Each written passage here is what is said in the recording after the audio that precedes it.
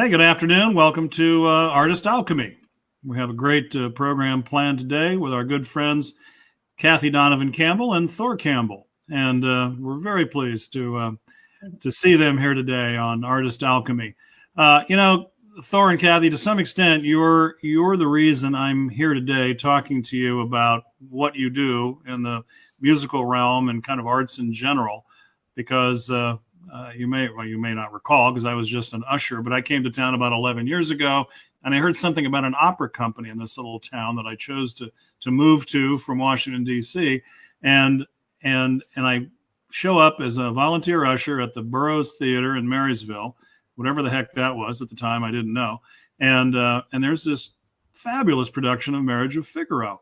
And I'm ushering for the shows and meeting some of the folks that were behind the scenes and saw it. And I just absolutely fell in love with it. So I was, just so pleased to be in a community that could support, opera. And so it was just amazing. It must have been great for you to appear in that wonderful treasure. And did you do a lot of opera at the Burroughs over the years before I got here? Yes. I kind of was in it all the way from the beginning when Joaquina started the company. She had, okay, you're going to do this role and we're going to do this opera. And so here we go, Wow. Okay. Great. Because, I kept studying voice with her, and you have to have those opportunities to perform. And so she gave her singers that great opportunity to do that. And for those who may not be familiar with that name, Joaquina, of course, the legendary Joaquina Calvo Johnson, longtime vocal arts instructor at Yuba College, that just, created this group of singers here with such tremendous talent and passion. Who then, well, you went on to you and Justin and others. You went to San Jose State, right? Yes, I did. Yep. To continue your studies. Well, how'd you get into it, Thor? I mean, did you grow up as an opera enthusiast, or? Well, no, not really. I came up through high school singing in quartets and doing mostly R&B and pop stuff. And, oh, you did? Okay. See, and Boys to Men and stuff like that. And I always remember Joaquina would bring her choirs and do her little recruiting spiel every year. And I knew I was going out to Yuba College and I wanted to sing. So that was the next step. So that's where you go. And then when I left Yuba College, my intent was to go to San Jose State. Started doing the math on how expensive that was going to be, and decided to join the military instead. So that's right. When Borga Maria started up, I was actually stationed in Arizona. So they were going for several years before I got back and actually got involved. So you were in the U.S. Army, yeah. A homecoming, and it was a return to singing, really, on that level. Wow. Well, thank you for your service, and thanks for coming back home. Yeah. When did you two meet? Let's get that covered. We actually met doing the Gift of the Magi opera. Ah. We always kind of ran in circles. I mean, I've kind of always knew who Thor was, and he definitely knew me because I was a little bit older. So he, I'd be going to the high school, and I was one of the singers, recruiting. So wow. But, we kind of in circles that way. Oh, fun. Meeting and then finding that connection through opera. That's great stuff. Well, how are you two doing? We talked a little bit before we started the show, but I mean, how's life during COVID-19? I know we're all reacting differently, and it's a bit of a struggle, but what's going on in your world? You want to take? Well, so interestingly enough, last week was my first week back to work full time. I'm an IT manager out at Pave Paws on base. Oh. So, are you in that structure? Building, yeah. Oh my God, because I had the tour, but they didn't take me up there. Is that? Yeah, it's a pretty interesting place, pretty neat to see. So I do IT out there, and long story short, found out I was indirectly exposed over the last week. Ago. So I have to be cleared now before I can go back out there. So I have to go through the whole testing procedure. So there's my curveball. Oh my gosh! And unfortunately, have developed like cold symptoms right about the same time. So which only amplified everybody's concern, of course. So we'll see how it goes. I'm pretty sure I have a chest cold, but I can't work because of the requirement really for the mission. Sure. Yeah, it's pretty strict from what I've seen in the information I've received. Doing, online teaching for 2.5 months, but the school year has just ended, thankfully. That was really, really hard. Teachers were thrown into this whole world that we had never touched upon. And I think for the most part, everyone did a good job. I had my IT guy, so that I was pretty lucky. Yeah. But just getting kids to show up to that, it's difficult because there's so many obstacles. Some people don't have internet, or they could get Chromebooks, but there's so much for every student to have what they need. It's really tough. So, we all just did the best we can and reached out as much as we can to make sure the kids were okay. That was kind of the main thing, making sure kids are responding so we know that they're okay.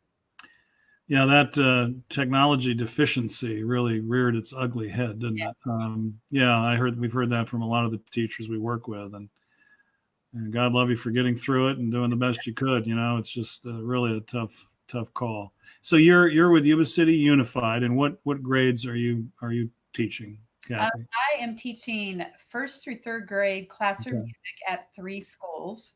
Wow. And then I have a 6th through 8th grade choir at Tierra Buena. And so, I'm seeing 900 kids a week. Wow, that's unbelievable. A lot of kids. And what do you get, an hour with each group, or a class session, or what? How much time do they get? Choir, I get almost an hour every day of the week. It's okay. An elective class. But my 1st through 3rd graders only get 1/2 hour a week.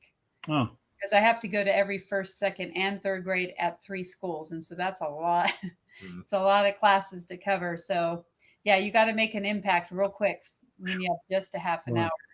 Just keeping their attention. Yep. She's extremely popular with 6 through 9-year-olds in the Yuba City area. You can't go anywhere around town without Mrs. Campbell. Yeah, I can imagine. They call me Mrs. Campbell. They call me Mrs. Camel. Oh no! Humps on my back, and that's hilarious. 1st graders, and they see the C up on the wall, and they see a camel. When their teachers are going over the alphabet, they're like, "Oh, like Mrs. Camel." Oh, how funny! So now I go Bull Campbell. Yeah. That's adorable. They're little sponges, so you can teach them a lot. Well, is there a state requirement for music education at that level, and that's enough to satisfy it, or is it really just optional based on the school district's whim? Kind of, it's somewhat optional, I think. Right. The upper grades where they have to have those units for, college or elective units and those sorts of things. They do have to have options to do that. But really, in the lower grades, it's kind of a special thing that those kids have a different teacher for music and art and those sorts of things. It's, to bring in a specialist. So the classroom teacher, doesn't have to be a musician and an artist and they have enough to worry about. So see what happens. Fascinating. Well, at least they're getting some exposure at that level, and then later can pursue it if they have the interest. So that's great. So just circling back to your early days, when does a young person decide they want to be an opera singer? I mean, I grew up in LA and I hung out with actors and some singers. My best friend growing up, his mother was an opera singer in New York, went to the Juilliard. My other best friend, his mother was she was European, actually Austrian, and huge opera background. So I was exposed to a lot of that, fortunately. But when did you both decide? I mean, you kind of gave us your story, Thor, but Kathy, at what point did you go, I want to be an opera singer, or did you? Well, I always loved to sing ever since I was little, but I actually started as a flute player in the school system. I went to Franklin School. I had David Coe, who just retired. Oh, I saw that. Oh, yeah, we love David. But he was my first, wow. teacher. And, I always kind of liked singing in the background, but it wasn't until high school, Yuba City High School, I had band, orchestra, and choir. Wow. And I met Dean Estabrook. Yeah. And I was like, wow, I really like this singing thing. And I was like, oh, I'm actually not too bad. And so Dean actually encouraged me to take private lessons because, we all know that private lessons in anything can really, make you go beyond the next step. So sure. I found actually Linda Robinson now. Yeah. Linda Robinson, and she had me for a little while and said, you need to go to Joaquina. So that's how that when I was 17, I started with Joaquina and the long legged. You were recruited. Okay. Right. So, really, I don't think I decided to want to do opera until I met Joaquina, because her passion for just opera was immeasurable. I mean, that's really, that was her focus, and that's what she was good at teaching. And she really prepared her singers to be a well-rounded, opera singer. But wasn't there a choral music program as well? Did she run that at Yuba College? That as well. But okay. Really the focus was the singer, even in the chorus groups. Yeah. She really wanted the individual singer to shine and to build their own technique. And that was really her strong suit was. So it's not just a herd mentality, put them all together. They'll send, right. Okay, we want each of you to do what you do to the best of your ability. Yeah, and she really did a great job of focusing on each individual and turning them into a solo performer reach whatever potential they had to really be a solo performer. So she wasn't a choir director in the sense that she turned everybody into choristers. Right. She really focused to bring out everything that you could give her as far as a solo performer, solo singer. Yeah, I've just heard so many stories. The only time I met her was during one of the performances of Figaro. Said hello after one of the performances, and then she was gone not long after that. And, I know. But just hearing the stories and when you can influence that many people in something like classical music, it's such a powerful thing. Really beautiful, beautiful story, and we're trying to keep her legend alive, and you all are just great examples of that. So, so what other influences early in your lives as singers? You mentioned some of your favorite pop acts, Thor. Any others that were particularly meaningful, classical or popular music or rock and roll? And we'll get to Thor Cat here in a bit, but. Yeah, I was pretty eclectic even then. I really didn't enjoy musicals per se. I liked opera, even as a high schooler. And I think some of that was having them come and perform for us during choir to recruit. And you got a little taste of that and thought, wow, that's actually really neat. Yeah.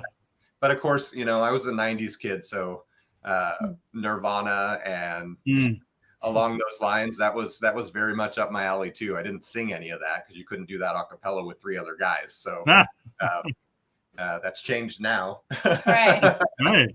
But yeah, so I was all over the place. I listened to a lot of classical music at the time too. So you did. Okay, so you really did have all of the above. Okay, nice. What about you, Kathy? What were you listening to? And I kind of had an instrumental background. Yeah.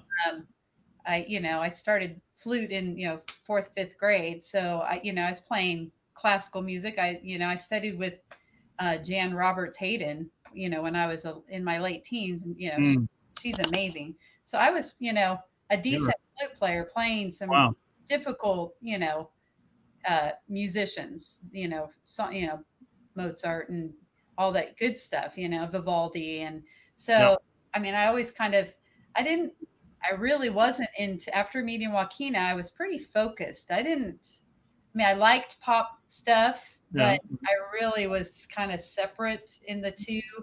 And I was really kind of honing my craft.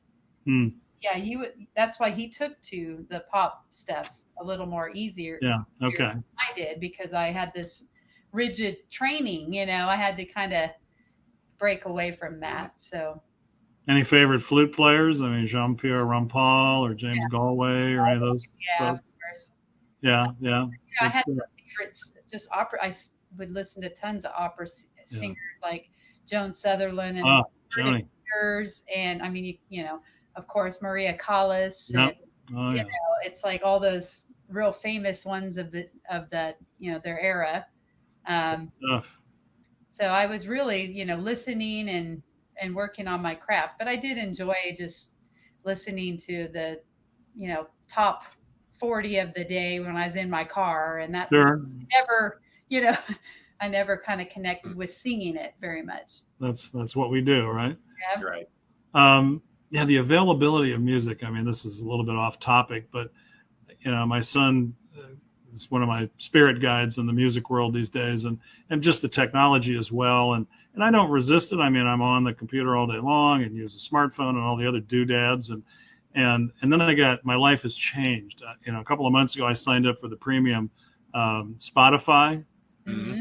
Oh my gosh. It's like I've got this closet full of hard media downstairs, 8 feet of vinyl albums, which I love, and CD. I've still got cassettes. And I got rid of all the 8 tracks a few years ago. But I sit down there and I fire up the Spotify on my tablet through the home stereo system, and it's like, it just doesn't get any better. I mean, all this obscure stuff that I'm just so spoiled. So it's all at our fingertips. What are you listening to these days? What are your current inspirations? Anybody?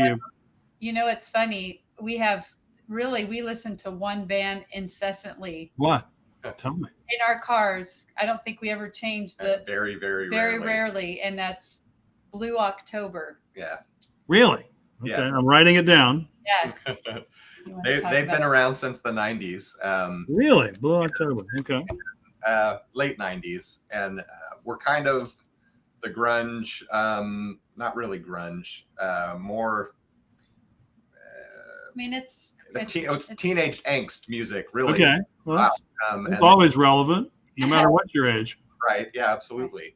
But Justin Furstenfeld is the lead singer of the band, and he writes the vast majority of their music. So it's original stuff, and okay.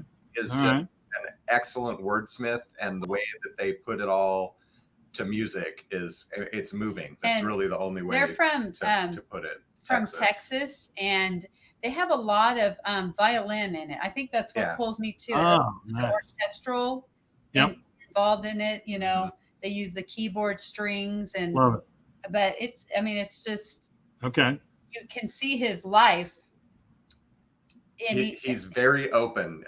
Really, you feel like you know him if you've been listening to their music for any decent amount of time. You really know. I mean, you just know a lot about what he's been through, and wow, it's very relatable music for so many people. Yeah. Do you do any of their covers when you're appearing live?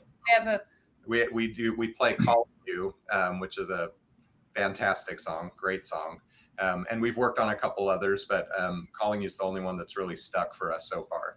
Okay.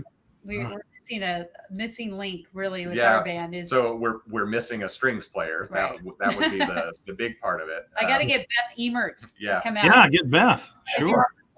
Get Beth Emert to come out and play a couple tunes with us. That'd be fun. That'll be fun. All right, that's my Spotify date tonight, right after the show. Thank you. I love hearing from people whose opinion I value. Referrals to new kinds of music, and it's just fabulous. Well, thank you for that. Of course.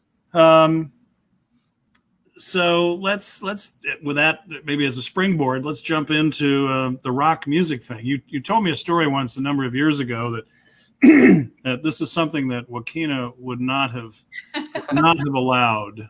Well, we were studying with her when we were in the band together. Oh, you did? Oh, okay. I didn't know that. We knew, but she it was like silent. We don't talk about that. Yeah, it just we wanted to bring it up, and we knew she didn't want to talk about it. She didn't want to talk about it. So right. We know that she knew, but it was the last handful of years, maybe 3 years that she was still with us, that she knew we were doing that. Right. But it was just never a topic of conversation. So that was a past the time when it could have affected your grade. And we still right, absolutely. But we still get it from Dean a little bit. He'll say, "Why would you do that to your voice?" That's Dean's question every time. Well, you've got the classical training, so you know how to take care of that. When you're talking about a 4-hour long set list, and you're out singing that, it's not easy, that's for sure. And some of the stuff that we do, especially for a baritone, there's no music written for me. I mean, there just isn't. Especially I'm in the rock side, pop side. Right. So I'm forced to do a lot of tenor stuff that I'm just not physically there for. So it's taxing. And if I weren't in the shape that Joaquina put us in, it would be a lot harder than it is. Yeah, there's no way. Yeah. The stuff I'm singing, I've learned to manipulate my operatic voice into the pop way so that my voice never gets tired. I can do a 4-hour gig. There's people that they could sing 2 songs and they're done. Right. Because they're not singing properly. Yes. I've kind of taken what I've learned and, now it's like, it's becoming second nature now. I kind of, when I first started doing the band, it was very weird. I felt like an opera singer trying to sing, but now I've actually flipped where, it's like, I actually feel like I'm a real pop singer now, because it's been 10 years. Yeah. We've been doing it pretty good. Well, I never thought about that, but it really is a 4-hour gig, isn't it? Gee. Yeah. Well, we never make you work that hard at Harvest the Arts, No, we love that gig. Favorite gig we do. Yeah. We love that. We haven't announced it yet, but it's postponed this year, so hold the date for 2021. We'll be back, and we'll do something over the winter, hopefully. Yep. Because you've played, I've heard you at River's Edge, and you've been at what's it called, Moonshiners. Yeah. Moonshiners, right? Crank and Hank's right as. Oh, did you? Oh, okay. Down. Yeah. I haven't been in there for an event. We have our Rotary meetings next door in the morning, but I haven't been into the Crank and Hank space. Oh, that's neat. Okay. It's a great space. Absolutely. Okay. Fantastic. All right. Well, more to come. Well, that's great. I love hearing that your classical training helps preserve your voice for the rock and roll gigs. Yeah. So speaking of art and craft here, and back kind of on the classical side, maybe, or it could be rock music as well. What composers do you enjoy, and not just in terms of how the audience experiences them, but in terms of working with a score or a body of work like you were talking with Blue October? Maybe this is more relevant to the classical world, but any particular favorites? So let's start with the operatic world, composers that just really seem to fit or work for you. Or I think the one composer that fits my vocal fach, I guess you would call it, is Puccini, definitely. Because I'm not a heavy revy, I'm not going to be a Verdi or a Wagner, and Mozart is a little light, but Puccini is that perfect of right in the middle, of that. And as far as pop singer, I would compare myself to a Pat Benatar. Okay. That's kind of the music that would fit what feels comfortable and good, in my voice. It feels easy. So fun. Thor, opera-wise, as far as the score is concerned, I would have to say Mozart. Not necessarily because I fit Mozart, because that's not necessarily the case, but all of his scores, they just make sense. Everything makes sense all the time. You know where it's going, even though it's extremely intricate and complicated. You know where it's going still. You always end up at the end point that you think you're going to end up, and you can feel where it's going and you know where it's going. Vocally, though, as far as what composer I think I fit the best, and this isn't an opera composer. He did compose 3 operas, but none of them were ever very popular, would be Hugo Wolf. Hugo Wolf. Yeah. A lot of leader, and he wrote perfectly in the baritone range. The music that he does is, he knows what's too high. He knew what was too low. He knew where everything was strong. And again, talking about Blue October with being able to match the lyrics to the music, he was one of the best composers that I've ever heard music from to do that. You felt everything that you were singing while you were hearing it, and it's beautiful, beautiful music. If you haven't already listened to him or know, then I would definitely recommend looking it up. Well, I will. And that whole world of Lieder, we haven't even talked about that. Love it. Yeah. I'm a big fan. I'm a big fan of Bryn Terfel. Oh yeah, a Welsh-based baritone, and I've got a number of leader recordings that he's done from various composers, and of course all of his pop stuff. He loves American musical theater, so he's just cracks me up. But wonderful singer. Of course, he does the Wagner too. So yes. what a range. Plus, he's a big guy, physically imposing. Right. What composers do you always wish you could sing, but for one reason or another, it's just too challenging, or just the wrong range or style? I always, my whole dream was to sing Queen of the Night by Mozart. Please go ahead, give it a try. High coloratura type of singer, you know. And I tried it, you know, and I hit most of the notes. But you know, I just, you know, you got to go with what your voice type is. Well, that's such a thrilling piece, no matter what. So. No matter what training, if you're not really, you know, if you don't, it's nothing about training. It's just the gift that you're given, you know, to fit those. Yeah. Where we were just talking about Wolf. Wolf wrote for a range. Right. Okay. Mozart wrote for who do I have that can perform this piece right now? Okay. So it was a very different thing.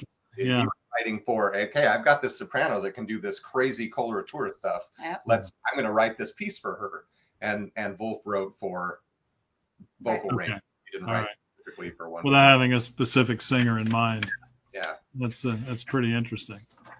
Oh, crazy. What I like, really any of them. Again, back to there's just not a whole lot of baritone shine. You a Wagner guy? Would you jump into?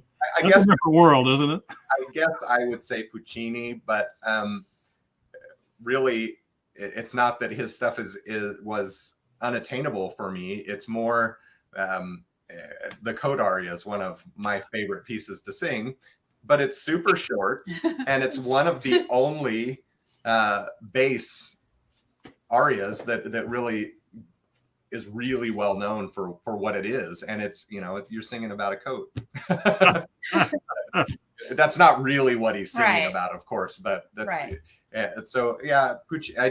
Puccini again. He's my favorite opera composer. So there isn't anything I wouldn't love to be able to sing from him. Well, great things. Next lifetime, right? I keep saying, good reason to believe in reincarnation. I'm going to give it another go here. And I want to be a tenor next time. Oh God, are you kidding? Yeah. We talked about teaching a little bit already. I think maybe we've kind of covered that, but anything in terms of, I was just curious, Kathy, when you're in the classroom, and I know you were in, where were you? Rancho Cordova for a number of years, right? Teaching before you got the opportunity to come back and work closer to home. That must have been a treat. Yeah, the commute's a killer. Did that for 5 years, you know, 2+ hours of driving every day will feel like you're wasting your life away. A lot of time to listen to Blue October. No, come on. No, that's true. Whatever else. I feel your pain, having grown up in LA before I moved back east and commuted to work that and more. But so we talked about, you know, some of the technical challenges with teaching, you know, students via virtual platforms. But what about, I know you're dealing with some younger kids, and I mean, what are you sharing with them? Is there any pop music that enters into the curriculum that they're listening to, or they ask you about, or how do you juggle that, or is it just do you spoon feed them what they need to know, and what kind of interactions do you have? I'm just kind of curious. Well, we weren't really, you know, we weren't set up to do like a rehearsal kind of thing because, as you know, there's too much of a delay.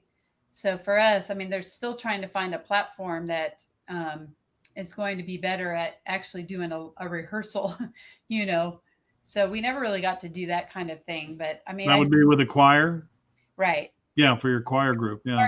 I mean, even with the little kids, you know, it's, you know, they could pop on into a classroom. But there's too much delay. So if you say, okay, ready, go, and it's just the delay would be all over the place. In different bandwidth for different students, and it makes it difficult. You know, my assignments were created around, you know, music history, music theory stuff for them to, you know, learn and browse up on.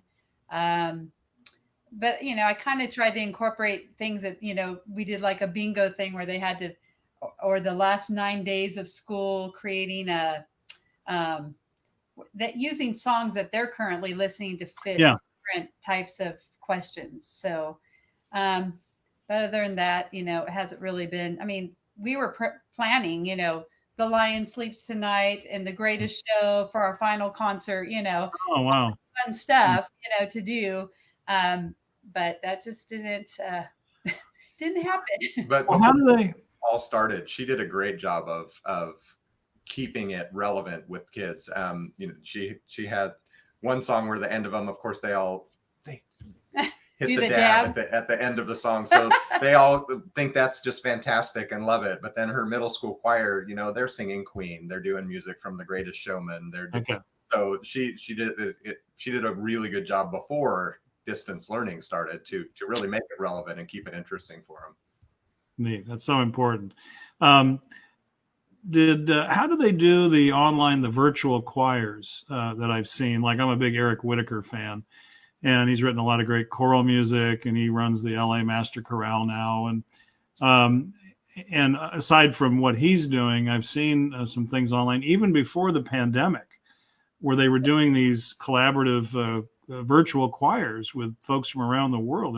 Is it a whole different technology setup or programs, and you basically have to record your part, and then you send it to them and they upload it. And so it's kind of like it's all tracking. It's okay. It's recording studio stuff. So I could get on and play a drum beat first, right? And then the bass player would get on and record his bass part over that. And then the guitar player is going to get on because they're playing with them while they're listening and just recording their part. And then it's layered. And then vocalist would get on and do the same thing. A choir would be the same way. So you'd have, one person started, I'm going to sing my bass part through this piece. And then you layer it and just keep adding the different tracks. So it's technology intensive and Yep. I wasn't quite there yet.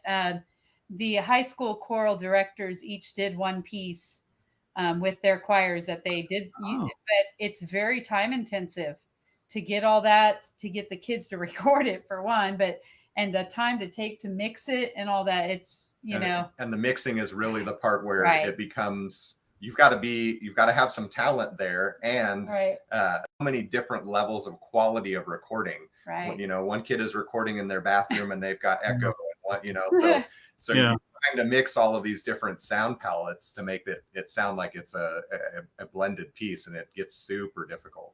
Okay. Yeah, I hadn't thought about that. Just the ambient. When you're talking about these professional choruses that are doing it, they're doing it on great recording equipment. But when you've got a kid on their smartphone in their bedroom, it doesn't quite come out as well. Yeah, exactly. Right. I'm with you. Yeah. Okay. Oh, amazing. Well, we'll do what we can do, right? Yeah. You mentioned briefly, Thor, your day job. You're a U.S. Army veteran, and you tell us what else about what you do out at Beale Air Force Base, out at PavePause? So it's really, I'm an IT guy now, but I've been out there since 2007. I left in March of 2007, and I got the job at PavePause in October of 2007. So nice. I started out there as a radar technician. And basically what that was is I was in charge, well, not in charge of, but responsible for maintenance of the radar building itself. And it's a 24-hour work center, so there's always somebody there. And you're responding to malfunctions and doing maintenance to make sure there aren't malfunctions and things of that nature. I was a satellite communications specialist in the Army. So perfect. I crossed over. It's RF technology, really, except with the radar, there's no distant end. Satellite communications, you're shooting your signal to somebody else at the other end. Radar, you're expecting to get your own signal back. It's bouncing off of things and getting a return. So without trying to get in too technical, but I love it. Oh, please. I ended up, I've moved around positions there just so I can get a better feel for the site as a whole.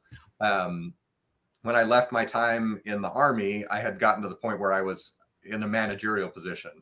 And that's kind of what I'm doing out there now. So I went from radar into the satellite communication shop because we do have a SATCOM facility there. and then over to the IT manager position. So kind of trying to groom myself to be in a position to move to the next level as those positions vacate, people retire on. So fantastic. So you're communicating with aircraft all over the world?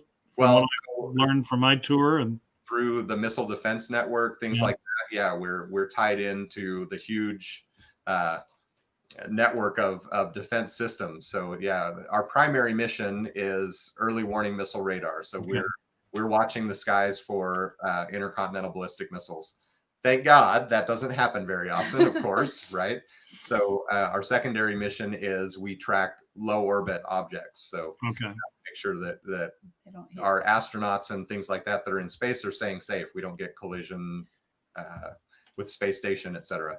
Well, I was going to ask you, did you watch the latest space shot, the SpaceX? Absolutely. I was riveted. I'm a big. You can be cynical about the space program if you want to. I choose to be very positive about it. I grew up with a father who worked for a CBS TV station in Miami, Florida, before we moved to LA, and I had this great collection of early Mercury and Gemini photos that he was able to get from shots at Cape Canaveral, and so I've been a big fan all my life. But watching those guys in that capsule, it was so beautifully designed. You know, it's like some marketing person created those new suits. They looked like they just stepped off of the latest Star Trek show. You know, it's like, oh my gosh, it was just really spectacular. What a big success.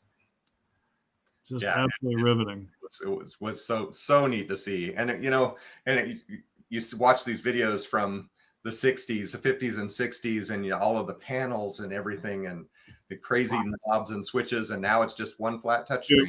I know. It was like, yeah, that's true. That's one of the things they pointed out. Disturbing too, for what happens if your panel goes out? But the same thing with this. You had the same problems. It was just fascinating. And I don't know if you've been to Washington, D.C. to the Air and Space Museum, but I've gotten to see some of those early capsules. And you look at these things like it's like you did it in your garage, you know? Right. And I mean, no disrespect to the contractors that put those early capsules together, but you just imagine. I don't know if it wasn't John Glenn. It might have been Alan Shepard, one of the early Mercury guys that was describing the experience afterwards. They just went up and down, of course. And he said something like, well, how was it, Mr. Shepard? And he said, well, imagine being, blasted into space at 20,000 miles per hour on low bid. And he's like, I kind of put it in perspective. So we've come a long way, baby. So what a time. Well, what a neat job. Thank you for what you're doing out there. And I haven't been to PavPause, but I have had the tour of some of the rest of the base, and I've seen the spacesuits and the YouTube program, some of it, what they'd allow me to see. I did get to do the ride in the chase vehicle when they're doing touch and goes. Oh my gosh. Pretty neat. I was a little nervous the first time, but the gentleman driving us was a colonel who's also a U-2 pilot, and he's doing those high-speed, quick left turns. I figured, well, he's flying one of those things. He can handle this. I'm feeling the G's as we're in the corner. Yeah. Anyway, what an experience, and what a great part of our community to learn more about the missions out there at Beale. Yeah. So incredible. We got to talk about the YubaSutter Master Chorale. I've enjoyed a lot of the performances. Kathy, you're now, what's your official title? Are you director or? The director. Right. Which is just fabulous, and you put on a hell of a show. And anything planned for the fall, or are we going to have to wait till next year?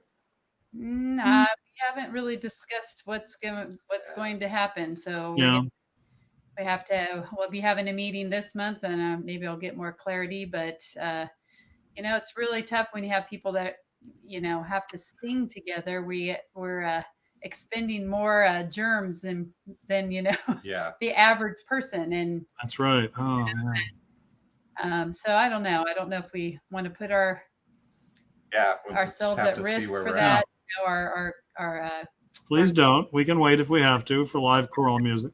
I don't know if you saw the article about the choir, and I'm not sure where they were. I think they were in the Northwest. Washington. That decided, no, we're going to go ahead and have our rehearsal. And it was a large choir. They were actually, I think, over 100 singers, but only half of them showed up to the rehearsal. And then about 45% of them that showed up contracted COVID.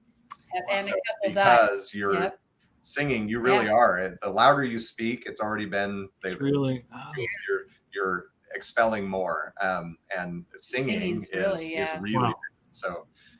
Unfortunately, never thought about that. Wow. And you've got some seniors in the group, so we're especially sensitive. I'll include myself. Need to be cautious. I don't want to, get in anybody's situation. All right. Well, I hope we'll be back. If there's any question about that, let's talk, because we want you back next year or whenever it's safe. Seriously. Galvin shot a question across there. Asked if we write original music in Thorcat, and no, we don't.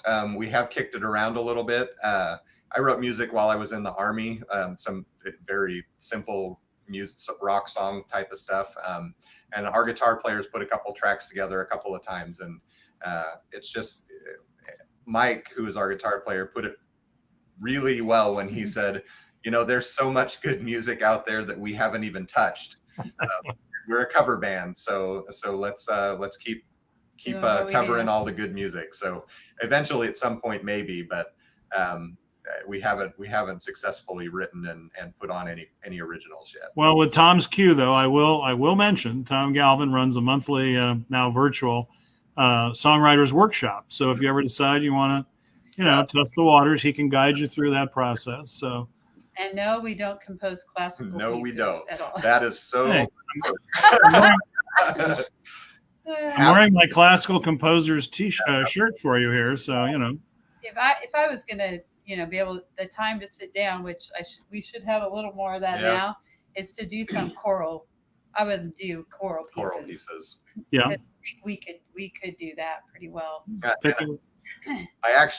did. Was working when she was still at Cordova High, was working on a choral arrangement of one of Blue October's songs. Yep. Oh, wow. Well, that'd be fun. Probably about 80% of the way through it when I left that job. she left the job. So that kind of died on the vine for me. But, well, that's interesting, because some of the pieces I love, like Eric Whitaker did an E.E. Cummings poem. Mm-hmm. I thank you, God, for most of this amazing day. It's one of my favorites. And he's taken, I think, some pieces by Pablo Neruda and other poets and do a choral setting. And so that, whatever you start with, that might be a little bit of a shortcut. I know there's a lot of work involved. I don't mean to demean that, but then of course too, there's copyright worries. I've got to reach out to Justin Furstenfeld and say, hey, I'd like to have these people perform this choral version of your song. Would that be okay? So just writing it, that's only the first step in the process, really, Even in a nonprofit setting, I hadn't thought about that. That's an interesting point. Oh, yeah. Not like you're doing a recording and planning to make $1 million here on. Someone records, puts it online, and then now what? You've got it. Okay. Yeah, well, we need to be aware of that, and intellectual properties. And I was on a webinar 2 weeks ago about artists painting murals. We do a lot of murals around town, and making sure that in your contracts, which we always have with the artists, that we're protecting their rights, their copyrights, or that they understand they're transferring them to another entity, whether it's to YubaSutterArts or the building owner or whoever, or the commissioning agency. So it's important to be aware of that. And thank you for the reminder. Anything else of a general nature we haven't touched on? The music scene here, you all have been practitioners and advocates for so many years, and we're so thankful for all you've done. You were fabulous when we did our opera night at Justin's back in January, and we want to do you and Kelly Barber Cunningham. We want to do that again. And of course, Justin France, one of your colleagues in the operatic world. He went to San Jose State too, right? Yeah. So he goes off, gets trains in classical, voice, and then decides he wants to be a chef. A chef, absolutely. Practicing culinary arts, so that's good. We love his artistry every time we go in. So right. Well, we'll keep doing what we can do, and look forward to lots of future collaborations. Yeah, absolutely. Well, let's jump into our the final segment of our show. We like to do this. It's been a lot of fun. We borrowed this idea from James Lipton, who ran the Actors Studio for many years, and he interviewed a lot of actors and artists, and he had these 10 questions he asked. This will be our first duet, if you will, where we'll give each of you a chance to answer the question. So no copying, and we'll just jump in and see where we go with it. So Kathy, we'll start with you. What's your favorite word? No pressure. Favorite word? Believe. Ah, perfect. Thor? I would say diligence. Thor, what's your least favorite word? On the flip side of that, I'll go with lazy. Oh, you workaholics. You've been trained. Kathy, what's your least favorite word? Corona. Yeah, that's a good one. I want to change my answer. Yeah. Hey, very timely. Very timely. Kathy, what turns you on creatively, spiritually, or emotionally?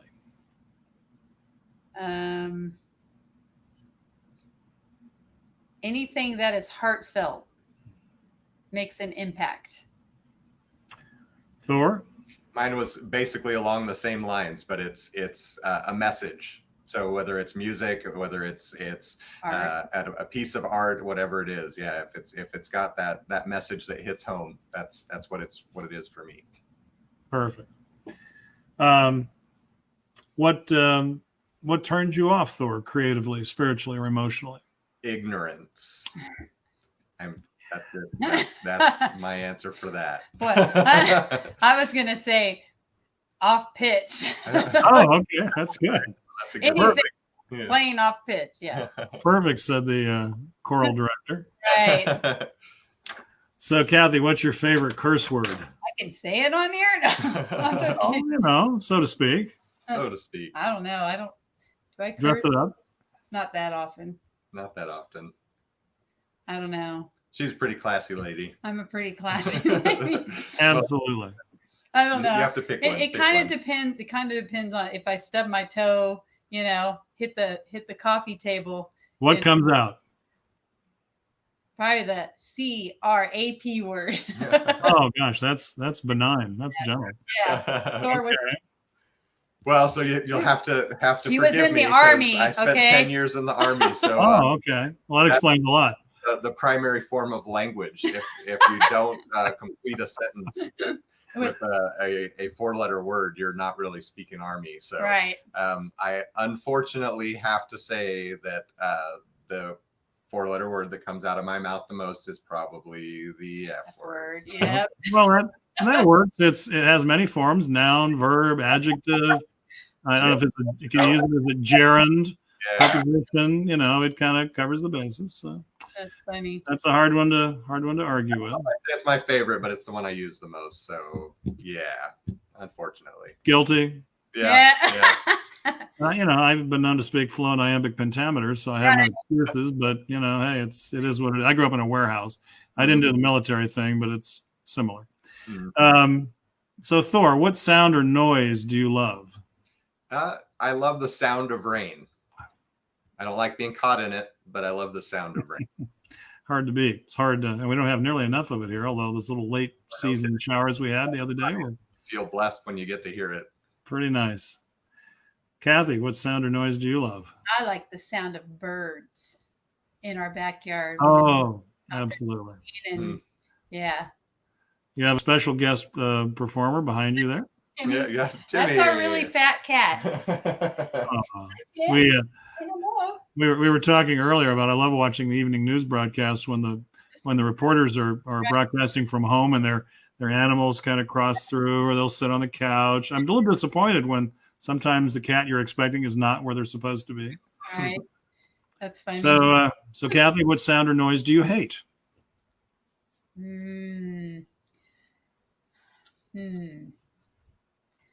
I don't really like any repetitive kind of noise.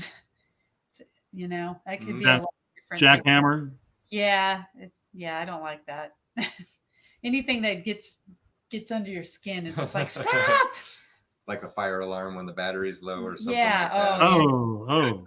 Don't get me started. That one's a little rough. Yeah. Oh. I would probably. Thor, what do you like? Crickets. You don't like crickets? I really don't. Oh. It is that. So I have tinnitus. I think it might be part of that. from 10 years in the Army and sitting in SATCOM shelters, and they had a really high-pitched whir all the time. And for me, it never has gone away. And then when you add a cricket doing the forever over the top of that, it just, boy, it grates on my nerves. It really gets to me. Wow, you'd have gone mad. Do you know about cicadas? Oh yes. You know about the cicadas back east? I remember those in Maryland. Oh my gosh. I'm just glad you didn't say, do this, do that. me saying, do this, do that, Thor, do this. Yeah, that could be a little annoying. That's always for both of our benefit. Oh my. So Thor, what profession other than your own, any of the things you've done, would you like to attempt that you've never done? So initially, actually, I wanted to be a teacher. So that would probably still be on my short list. It would have to be upper level and people that wanted to be there. I thought early on that I wanted to be an elementary or high school teacher, and then actually wanted to be an English teacher, which would probably have been the high school level. Now I realize I probably don't have the patience for that. Yeah. So it would have to be at a higher level where the students wanted to be there. So, but still probably a teacher. I hear you. Kathy, what would you like to try? I would have liked to have been a nurse. If I had been a teacher, I probably would have went into nursing. Wow. So, you and these noble professions. I think I have that kind of want to help spirit. Yeah. So. Need to serve. So Kathy, what profession would you not like to pursue? A police officer. Yeah. Explanation needed. That's a tough one. Profession right now. Thor, what would you prefer not to try? I don't think I would want to be a politician either. Good choices. Oh wow, these are great. I thought you were going to say construction worker because he has a bad back from the Army too. That's true. I wouldn't start trying to do construction now, but if I were to start from the beginning before injuries, I think I would enjoy doing construction. He likes building, yeah. Sure. Well, that's great. Well, now for the grand finale. So, Thor, if heaven exists, what would you like to hear God say when you arrive at the pearly gates? Well, I think I would like for him to list off the people that I've lost that I love are waiting for me. That would be the best thing to hear. Right this way, Mr. Campbell. Yeah, absolutely. Oh, that's very sweet. Kathy? I think I would like for him to say, good job. You had a life well lived. Doesn't get any better than that. So anything we've left out? No, I think that's cool. I don't think so. Final words for your adoring home public? Hopefully we saw notifications that bars of all things are starting to open back up. And Thorcat is scheduled to play at Jan's Lounge in Roseville on the 20th. But that is going to be entirely dependent on whether or not they start allowing live music again. That's 20th of June coming right up. So we're hoping that we get the chance to play in 11 days for an audience in another live venue. But not holding our breath. We're not holding our breath, but we are hoping. It would be a great opportunity if we can get back opened up and then opening and playing for people that have been starved for live performance for so long now. So we're hoping. We are too. Saying that this whole, social distancing, quarantine, everything that has, I think people are really going to keep things into perspective when do you want to go out? A lot of people just say no. I think people are going to really be open to, I want to go out. I think people realize that all these opportunities that we don't do sometimes because we always think it's going to be there. Yeah. Might not be there. Take a lot less of that. And what a greater lesson about life in general, that you can't really put off tomorrow because it might not be there. So we got to take advantage of all the wonderful things we get to experience now, So well said. Do you want to give a quick shout out to that other business you're involved in, or? Oh, sure. Yeah. Talk about that. We've got some time, so it's all yours. Take it away. Thor and I have been doing a business called Color Street, and See, he'll pull out. I've enjoyed the videos. I'm not a customer, right. But and this is, as you can see, I have a black French tip on that I put on, but this is one of the sets. They come in with, there's like hundreds of different sets, designs, glitters, but it is 100% nail polish that goes on dry, and it's so cool. And we're actually at the executive level in the business right now, which is pretty cool. We're doing. And this is easy, do it yourself for all those folks that have not been able to go out or felt comfortable going into a nail salon. They go on dry, and you don't have to mess with them. You don't have to worry about smudging them, and it's 100% nail polish. It's pretty amazing. Yeah, the man that invented this is interesting. Being musicians, I love this. Yes. He this has been invented 30 years. It has taken to get to in the making. He came from Korea to be an opera singer in New York. Oh, I love it. Isn't that crazy? And he saw a lady in a town car trying to paint her nails with polish. That moment, he had this vision of being able to just put this almost like a sticker, but it is 100% nail polish. It is patented, and it is it's booming, this business. They do 37 million last month. Yeah, so it's amazing. So the timing is perfect for this product. It's not actually that's a good thing for you to look up, David. Something fun to look up. His name is Fa Park. And he has a story about he even built his own machines to make this. Yeah, he learned mechanical engineering. He learned chemistry. He did all of it, and it's just brilliant. Diligence, the word, my favorite word. Yes, is the perfect example, and a perfect example of what the American dream is. What a great story! Wow, that's beautiful. I didn't know that. And really hit it out of the park. Oh, fantastic. So how can people find out more and get in touch with you? Well, Catherine'sNailBiz.com. Yep. KATHRYNS NAIL nail BIZ.com. And she's on Facebook as well. She's got a VIP group in there. So and it's just searching for Catherine's Nail Biz. We'll get you there. Yep, it's awesome. Oh, that was so fun. Yeah. Well, great. Reach out, get a hold of Thor and Kathy, and there we go. Sam's on it as usual. And we have a lot of on-hand stock too, so we take save people a lot of shipping and get them to you immediately. Yeah. Fantastic. Well, thanks to you both so much. We hope you stay safe and be well. And I want to thank our technical support team, our producer, Abby Cecina, Sam Cecina, running all the good technical stuff and popping up the images and good things for us. So thank you. Next week, next Tuesday, June 16th at 4 p.m., we'll be talking to our good friend, Chief Curator, General Manager of the Sutter County Museum, Jessica Haugen.